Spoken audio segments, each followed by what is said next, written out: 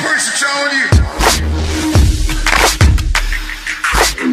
that heavy music is dead. Donc Mathieu, bonjour. Bonjour. Alors tu nous accueilles ici dans ta salle, qui est le... Alors là c'est le BCM, ça s'appelle.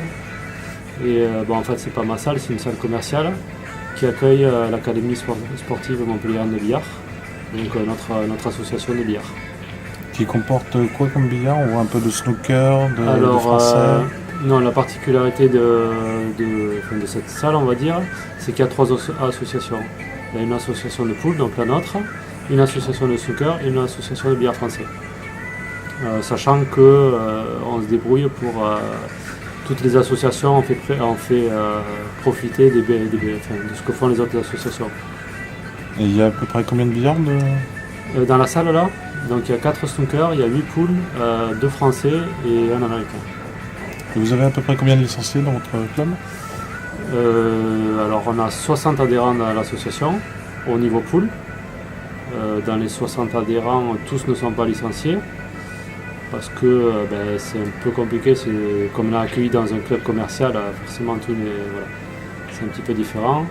Mais on doit avoir une trentaine, une quarantaine de licenciés quand même. Et le billard 8 poules Black Ball se développe bien?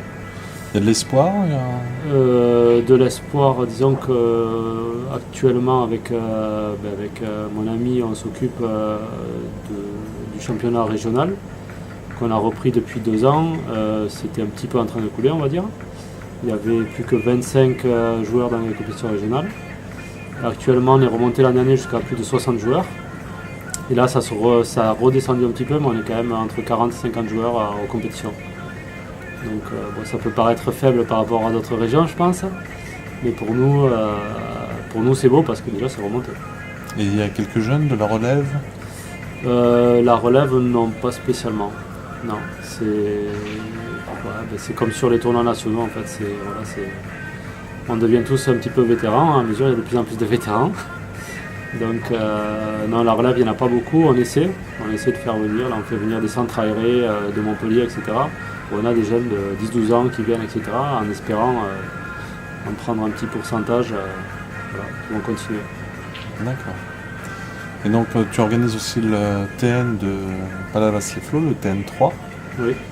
C'est assez dur, ça y est? C'est très dur. C'est très dur, ça demande vraiment beaucoup de temps.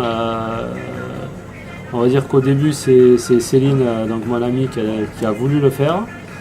J'étais pas trop pour, on va dire, puisqu'on a eu l'arrivée d'un enfant cette année, c'était un peu compliqué aussi. Elle a voulu le faire, elle est arrivée, elle m'a dit on a la salle bleue pour telle date, novembre. Donc j'étais un peu surpris. J'ai dit voilà, maintenant on va le faire alors. Donc ça a été vraiment beaucoup de boulot. Beaucoup de boulot parce que on s'occupe de l'association tous les deux. Je suis trésorier, elle est présidente. On va dire que les responsabilités qui sont engagées, c'est un petit peu les nôtres. Donc c'est un petit peu compliqué. Il faut trouver le budget, il faut trouver des personnes pour aider, il faut trouver tout en fait, toute la logistique, plus les demandes des uns et des autres, c'est-à-dire il faut telle surface pour la table de marque, tel truc, sans se poser plus de questions sur la faisabilité des choses en fait. Et pour l'année prochaine, tu comptes en faire un autre? On va voir le bilan de celui-là. Après, ça va être surtout un bilan financier, etc. Voir, vu le temps qu'on a passé, est-ce que c'est rentable de faire ça ou est-ce que peut-être des fois il vaut mieux chercher des sponsors tout simplement. Et si on gagne autant à chercher des sponsors sans faire de gros événements, c'est plus facile. On va voir. Moi, j'étais pas pour du tout. Actuellement, maintenant que l'Open il est lancé et que je vois que ça tourne, je commence à y réfléchir quand même. Après, il faudra voir aussi les échos des joueurs, c'est ce qu'ils ont bien aimé, etc. C'est peut-être ça aussi qui va nous motiver à recommencer, je pense. Donc l'association vit certainement par le biais de sponsors et de partenaires? Alors nous en parler un peu plus? Oui, effectivement, je vais quand même commencer, on a des petites aides de la Ligue quand même, puisqu'on essaie de se faire offrir des jeux de billes de bonne qualité, on va dire, en début de saison, quelques petits trucs comme ça, donc il y a eux qui nous aident. Et après on a des partenaires qui nous suivent depuis déjà presque 15 ans en fait. Donc on a un partenaire, c'est Yvan, il a une société de produits, de produits alimentaires régionaux, et voilà, lui, il nous sponsorise, c'est-à-dire sur toutes les manifestations quasiment depuis 15 ans, il nous aide au niveau financier pour faire des polos, etc.